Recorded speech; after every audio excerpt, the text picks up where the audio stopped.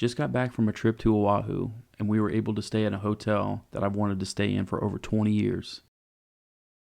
The Royal Hawaiian, also known as the Pink Palace of the Pacific.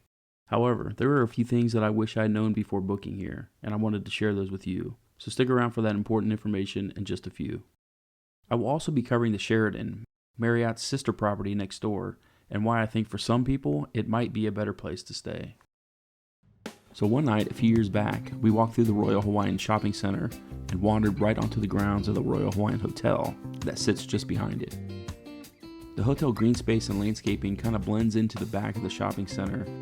At the time, we didn't go into the Royal Hawaiian Hotel, just walked around the area, and I remember thinking how cool it would be to stay there, especially since it's right in the heart of Waikiki. We then walked over to the Sheraton and realized that they didn't even have a beach behind the hotel. It's just a break wall. Say what? On Waikiki Beach and there's no beach? Who would stay here? So when it came to booking, I didn't even consider the Sheraton. But I didn't know what I didn't know. Fast forward to our current trip, and upon check-in, you find out the Royal Hawaiian guests actually share amenities with the Sheraton. This includes the 2 nice pools the Sheraton has. And the Sheraton guests use the beach in front of the Royal Hawaiian. Although technically it's not the Royal Hawaiian's beach because all beaches in Hawaii are public, and the beach access is right in the middle of both hotels. So this put a whole different paint job on things because both of these hotels are very different.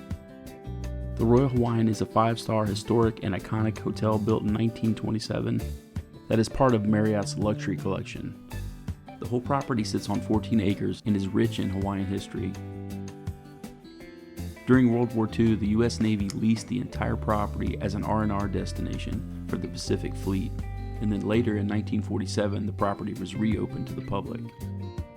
There are 528 rooms and suites, ranging from a basic room in the Mailani Tower to a mid-level historic room, which is what we stayed in.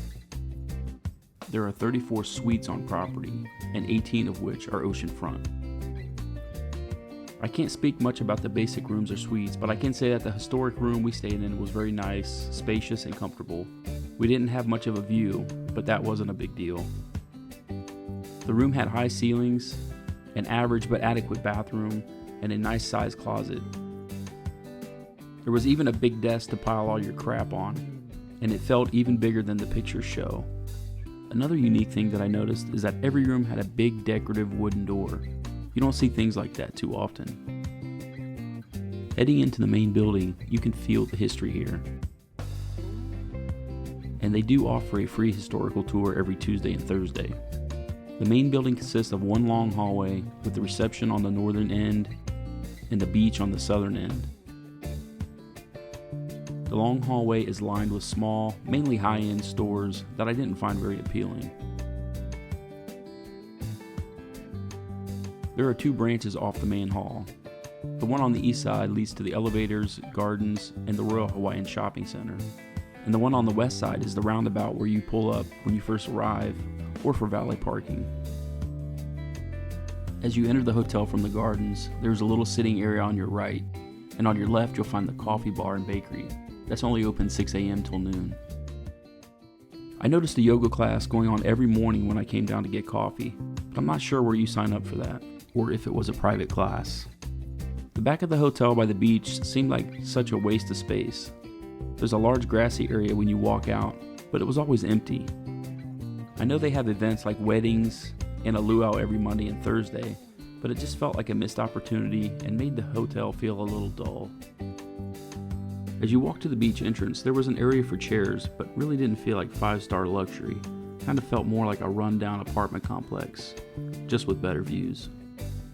A quick note, parking for both hotels will cost you $35 per day for self-parking in an often cramped parking structure next to the Sheraton, and $45 for valet. To get to the Royal Hawaiian pool, you can take the long scenic route along the gardens and the outside hallway, adjacent to the interior lobby. You'll find some other small shops along the way, and eventually end up at a junction to go back into the open space to the left, or to the upscale restaurant, past which is the small hotel pool, which seems more like a giant bathtub than a pool. And we didn't spend any time here. Heading around back again, down a sidewalk with some lush tropical vegetation, you quickly come upon the hotel's Mai Tai bar, which was okay, nothing special. We had a few drinks and appetizers, and listened to some live music here.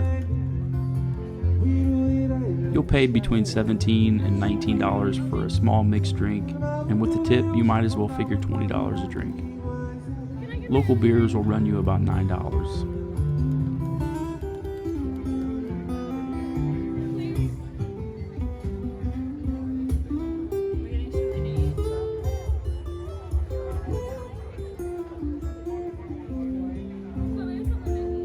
Go ahead and scan this QR code if you're interested in seeing the different dining, drink, and menu options. You can rent chairs, umbrellas, paddleboards, surfboards right on the beach here. But what we do is call Hawaii Beach Time and rent our chairs, umbrella, and boogie boards for about half the price as everywhere else. They deliver and pick up right from your hotel, and you can take them anywhere you want to go on the island. Can't beat it.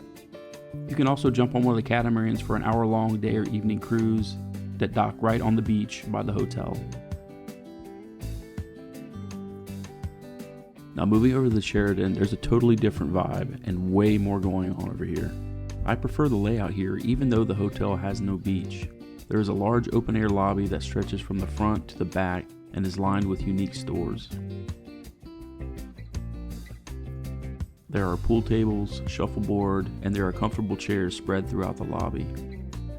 It definitely seemed like there were far more food options as well, not just high-end expensive stuff. They have pizza, ice cream, beachside dining day and night. I found the food and drink prices here to be about the same as the Royal Hawaiian, and there's even a convenience store right in the lobby, which is always nice to have close by. There are two pools here. One is giant and has a water slide, and the other is an infinity pool overlooking the ocean that seemed to be more for adults. I haven't been inside any of the rooms or suites here, but they look fine online, and I know the hotel went through a huge renovation back in 2010. Being a 4-star hotel, they can't be that bad. After all, we don't really come to Hawaii for the rooms. So if you prefer peace and quiet and just want to relax with a lot less kids around, then the Royal Hawaiian will suit you just fine. But if you want to be where the action is, have more amenities and food options, then the Sheraton is a better choice. And when we come back, we will more than likely stay at the Sheraton.